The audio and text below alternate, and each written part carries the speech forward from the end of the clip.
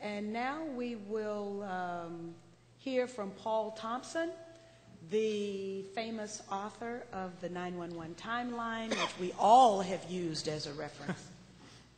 Paul. If you, yeah, Paul's not on time.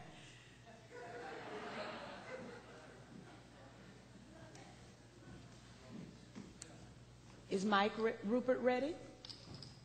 Paul's here. Okay, very good. Thank you, Paul.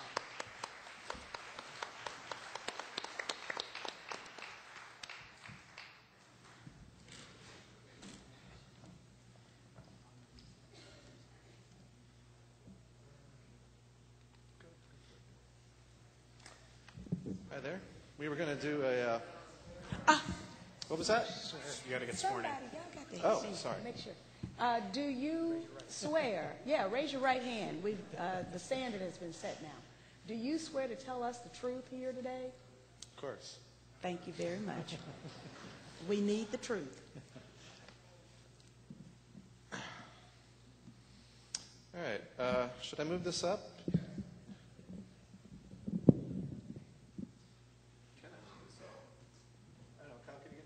Oh, yeah, it's the one with the balls on it. Well, I'll get started anyway.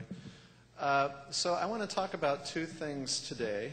So I'll just go straight into it since I don't have a lot of time. First thing I want to talk about is the foreign intelligence warnings about 9/11.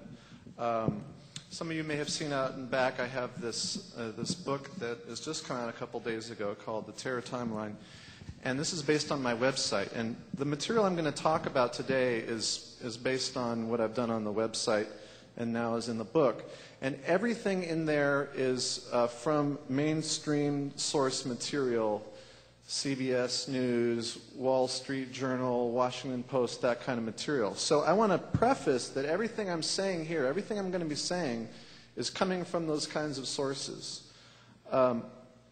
And the first thing I want to start with is a quote from President Bush just a few months ago. He said, "Had I any inkling whatsoever that the people were going to fly airplanes in the buildings, we would have moved heaven and earth to save the country." So he didn't have any inkling whatsoever.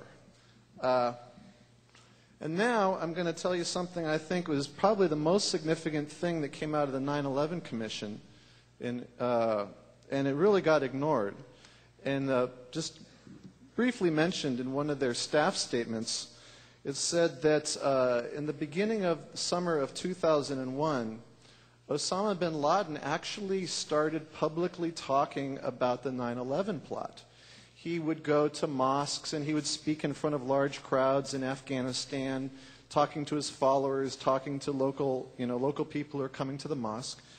And according to the 9/11 Commission, he actually would say things in his speeches, like in one speech he said that people should pray for the success of an upcoming attack involving 20 martyrs.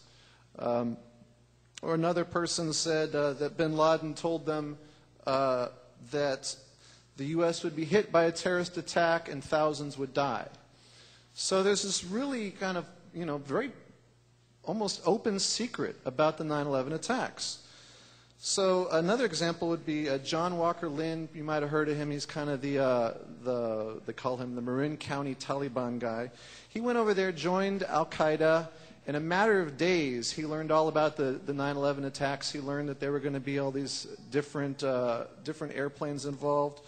So in other words, it was just a very, very widely talked about thing in Afghanistan. So then what we see is that all these foreign governments picked up on this and started warning the U.S.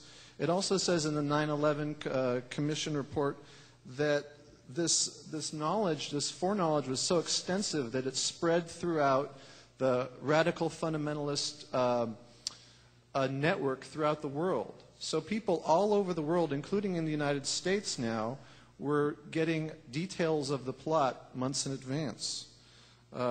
And this is why, I think this is the main reason why we see now all these governments start warning the U.S. So I'm just going to run really quickly and just tell you some of the warnings that came out. And remember that all of these are mentioned in very mainstream sources, New York Times, Washington Post, this kind of stuff. And none of the things I'm going to talk about today, except for what I just said, but all these foreign intelligence warnings, none of these are talked about in the 9/11 Commission. They've just completely ignored all of them. It's like these reports never happened. So also all of these things I'm going to talk about all are from 3 months before 9/11, June, July, August. All these warnings start coming out. So the British, they warn the U.S., they say Al-Qaeda is in, quote, the final stages of a very serious attack on a Western country. And then they also warn that an Al-Qaeda attack will involve multiple hijackings. So it'll be a single attack, multiple airplanes hijacked. Then Egypt, they warn, and this to me is the most astonishing warning, also in the way it was just completely ignored. It was on 60 Minutes on CBS, just mentioned briefly. And I'll quote it for you. It says, in late July, Egyptian intelligence says it received a report from one of its operatives in Afghanistan that 20 Al-Qaeda members had slipped into the U.S. and 4 of them had received flight training on light aircraft. To the Egyptians, pilots of small planes didn't sound terribly alarming, but they passed on the message to the CIA, fully expecting Washington to request information.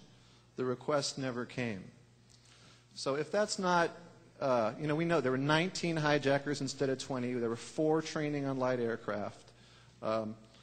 And again, it's not surprising given what, bin Laden was saying to people. And we know that Egypt had a mole in Afghanistan and gave other good information. So really remarkable that nothing was done.